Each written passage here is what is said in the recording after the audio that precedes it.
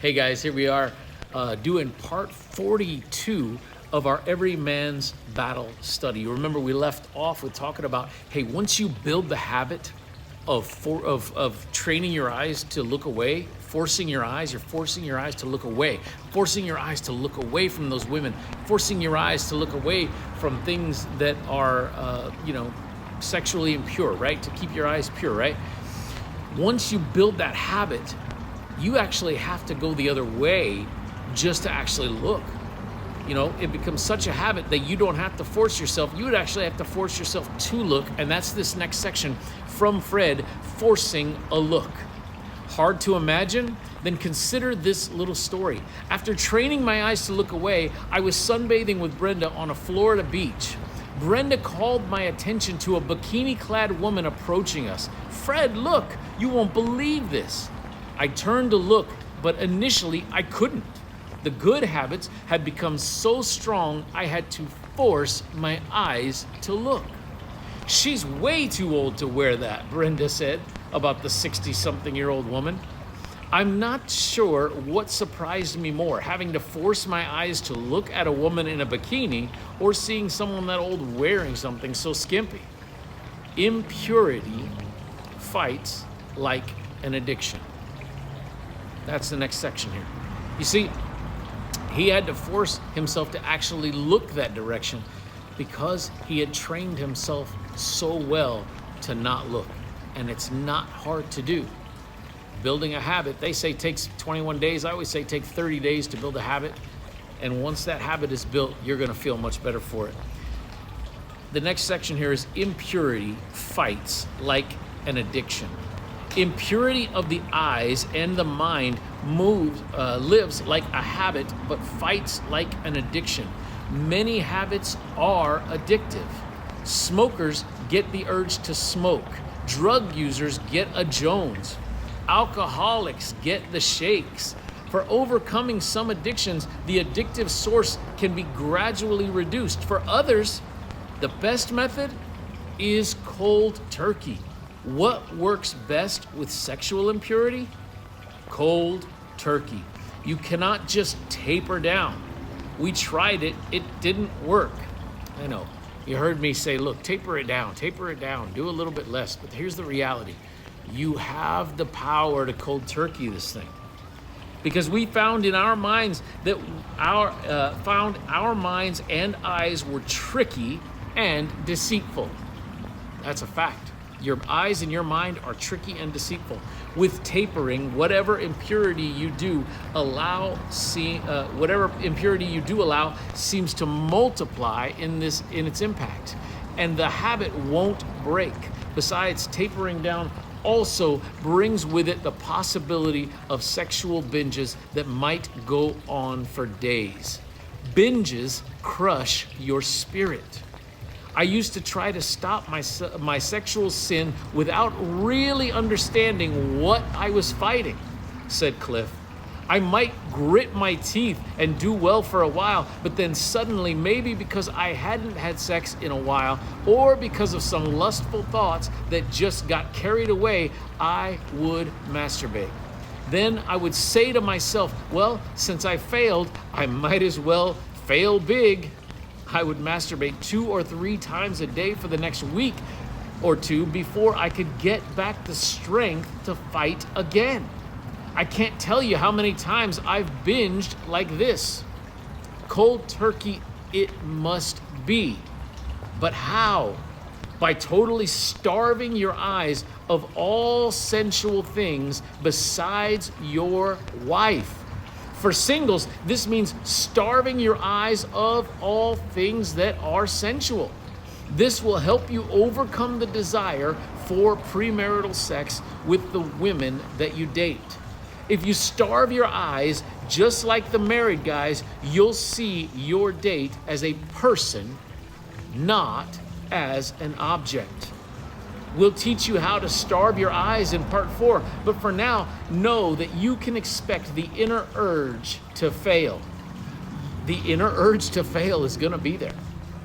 You're accustomed to satisfying a portion of your sexual hunger through your eyes anytime and anywhere that you please. Your body will fight for these highs as you advance in purity. That part of your sexual hunger, once fed by your eyes, remains unfed and doesn't just disappear. The thing that you used to feed now is unfed, but it's not going to disappear. The urge, the hunger, those things will be there. This demanding hunger runs to the only available pantry left to you, your wife. In the next chapter, we'll see more about how this works out to satisfy you both.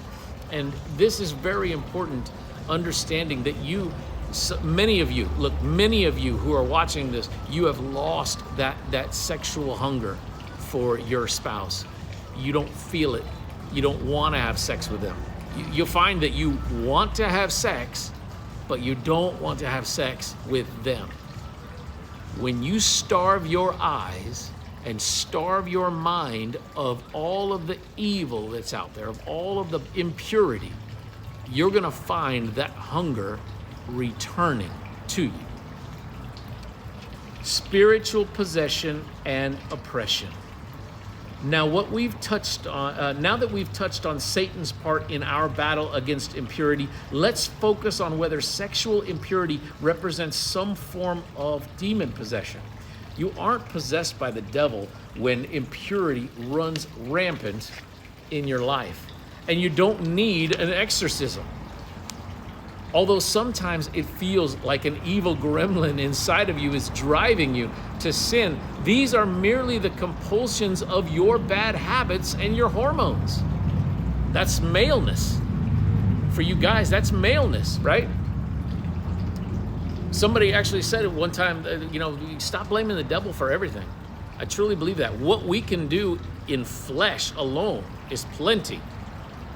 I said flesh without God. Flesh without God is more than enough to do the wrong thing. It's a compulsion inside of you and your bad habits and hormones. You're simply out of control and must bring them all back under control of your regenerated spirit. Like it said in Corinthians, right? Taking all thoughts captive to the obedience of Christ. While there's no spiritual possession involved, there could be an element of spiritual oppression. I'll say this again too. You cannot control what thoughts come into your head. What you can control is how long those thoughts stay in there and what you do with those thoughts while they are there. Okay? And as far as the visuals of this world go, maybe just a woman walking down the street, maybe just a guy walking down the street, whatever it is, if it's attracting you, here's what it means. It takes about a half a second for it to go from the eyes to the mind to the body for that chemical to be released. From Fred, a turning point. In my case, you be the judge. Near my 6-week mark of going cold turkey, I had a very sensual and violent dream. I was tempted sexually in an extremely enticing manner, and yet for the first time in a dream, I actually said, "No, I won't." You'll know that you're nearing victory when even in the freedoms of your dream state, your subconscious mind still chooses purity.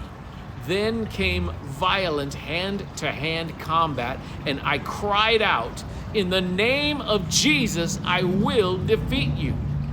As I said the words, "In the name of Jesus," the battle turned in my favor.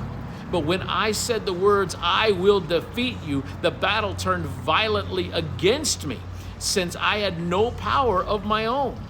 In desperation, I cried out every name of Jesus that I could think of. Suddenly, I awoke, praising God out loud. It was a Sunday morning. Several hours later in church, I worshiped freely. All service long for the first time, praises continued to bubble up out of my heart the rest of the day, that night and into the next day.